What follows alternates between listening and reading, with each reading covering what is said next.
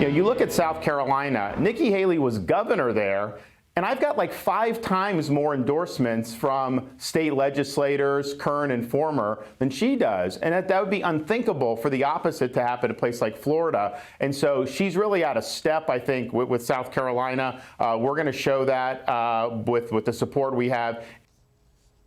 There you go. That was Governor DeSantis last night. Following Monday's Iowa caucuses, Ron DeSantis confirming this news that he's taking his campaign straight to South Carolina. Then he's going back to New Hampshire. That is home of Nikki Haley, although she hasn't been home in a while. What kind of message does that send?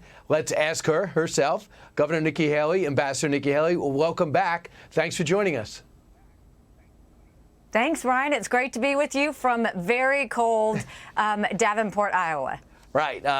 But let's just hope it's not too cold for people to not show up on Monday. But I want to bring you to Governor DeSantis. A lot of this is messaging and strategy. What about his strategy? Regardless of Iowa's outcome, he goes to South Carolina.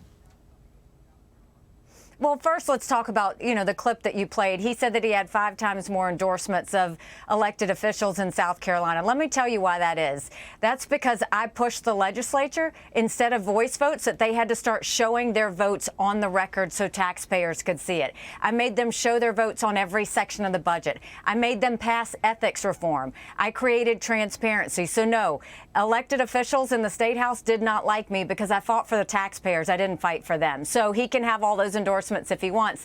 That's fine. I welcome him to South Carolina. South Carolina is a great state. I'm very proud of South Carolina. And if that's where he chooses to go, he is more than welcome. We're headed to New Hampshire after this, and we're going to keep on going, and then we'll end up in my sweet state of South Carolina. Prediction for Iowa? I think we're going to be strong. The goal is to be strong in Iowa, strong in New Hampshire, and strong in South Carolina. We won't know what strong looks like until we see where the numbers are. But I can tell you that, we've done multiple events today, and people are coming out with icy roads and snow, and they're all telling us that they're going to get out there and caucus. And they don't seem to be moved by the fact that, yes, it will be -30 wind chill, but they still feel like they're going to go out there and caucus. So we're excited about that. Governor, by any standard, your campaign's been successful. You were single digits when you started. You were the first one in, and now you're second and third in almost every poll. But playing this out, how do you get to first? The cases are all in motion. The former president of the United States, Donald Trump, is not going on the debate stage. You pretty much know his message. He's polling pretty strong. So what does first place look like to you? How do you get there? Well, I think, what you're going to see is this is quickly going to become a 2-person race. I think it's going to be me and Donald Trump going into New Hampshire, and you're going to see it's already close. It's going to get even closer, and then we're going to take it to my state in South Carolina. This is going to be definitely an election with 2 people going into New Hampshire and then into South Carolina, and so we'll take him on. If he chooses not to debate, that's his plan, but we're going to fight this until the very end. We very much see a path. You can tell we have related to people on the ground. This is about a relationship, Brian. It's about people trusting you. It's about a relationship that they know that we will tell them everything. We're going to be incredibly transparent. We're going to make sure that they're a part of the solution going forward. But more than that, what we've seen from everybody, they don't want a Biden-Trump rematch again. They want to go in a new direction. They don't want to talk about the old names of the past in Trump and Biden. They want to talk about how they're going to go forward, and they're worried about their kids more than anything. We're hearing people saying that they're worried about their kids and their grandkids, and they want to see us go forward. But you could argue that, President Trump has never been as strong in the other as he is right now, even compared to his successful one in 2016 and the unsuccessful one in 2020. One person, you can't win them all, as you know. One person you have not won over is Senator Rand Paul. Listen to him. I'm not yet ready to make a decision, but I am ready to make a decision on someone who I cannot support. So I'm announcing this morning that I'm never Nikki. So he's opened a website, Never Nikki. Your response to not having Rand Paul in your corner? These fellas do this all the time, Brian. This doesn't faze me. Politics is not personal for me. We have a country to save. And so these fellas can play these games and do all these things all they want to. At the end of the day, we're going to keep talking to people about how we're going to get inflation down, how we're going to get our kids reading again, how we're going to secure the border once and for all, how we're going to bring law and order back to our country, and how we're going to have an America that's strong. Rand Paul would be fine if we just sat in our bubble in the United States and didn't do anything to prevent war. We have to prevent war and prevent terrorist attacks and prevent those that want to hurt us. He doesn't want to do that. We disagree on that. That's his opinion. I have mine. But I really never was asking for Rand Paul's support, so I'm very okay with that. John Kerry has announced he's out as climate czar in May. At 80 years old, he's going to step aside. I know they're starting to investigate. He does not tell us who's on his staff, how much they're all getting paid. I don't know what a climate czar does. Is he running from scandal, or does he just want to go on his gas-powered yacht more? It doesn't matter, Brian. Thank the good Lord. We need all the 80-year-olds to get out of there, and I'll tell you, that includes Trump and Biden.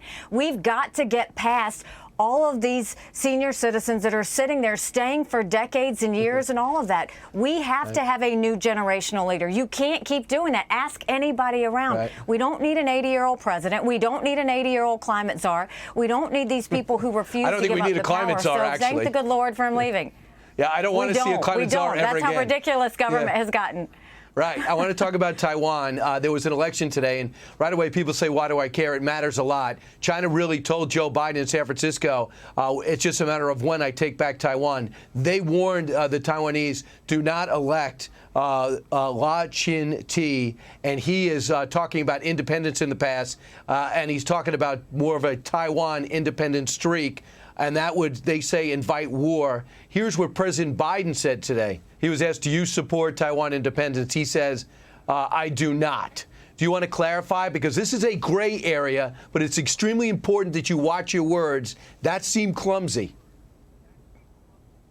You know, I mean, I think that a lot of what Biden's doing is clumsy. What keeps me up at night is what happens between now and Election Day. Because, I mean, you look at him now, he's definitely different than he was a couple of years ago, and it's scary for everybody. But that was a great win for Taiwan. Keep in mind, China was flying drones overhead. They were doing every intimidation tactic that they possibly could on the people of Taiwan. And at the end of the day, democracy won. The people won. They had a fair election. They went and said they wanted to continue to have their freedom. China didn't get the candidate they wanted, and that was a good day for democracy. So I think it's good to see that go forward, and I hope that we continue down that path of democracy, freedom, and fighting for countries who want to fight for freedom. Agreed, but does it make war seem more likely, a would-be attempt to take over more likely? Well, I think actually it's the other way around. I think if China thought that they could get in there, I think that would have been the case. What will make war more likely is if Ukraine loses. That's the big thing China is watching. If Ukraine wins, China won't invade Taiwan. But they're waiting to see how long do the allies stay and protect Ukraine? How long does it take for, Russia to continue to go forward? They're paying attention to that. They're paying attention to the Hamas war. They're paying attention to all of those things. Yep. So we need to make sure that they see strength coming out of America. Governor, bad news. You got to go back to the cold. But thanks so much for coming in for the warm studio and talking to our audience. Appreciate it. Best of luck. That's all right. 2 days. We're going to do it. Take care, Brian. Hi, everyone. I'm Brian Kilmeade. I want you to do me a favor. I want you to click to subscribe to the Fox News YouTube page. This is the only way that I know for sure that you're not going to miss any great commentary, any great news bites, any great interviews coming your way on Fox. You can get it all here on YouTube. So subscribe right now.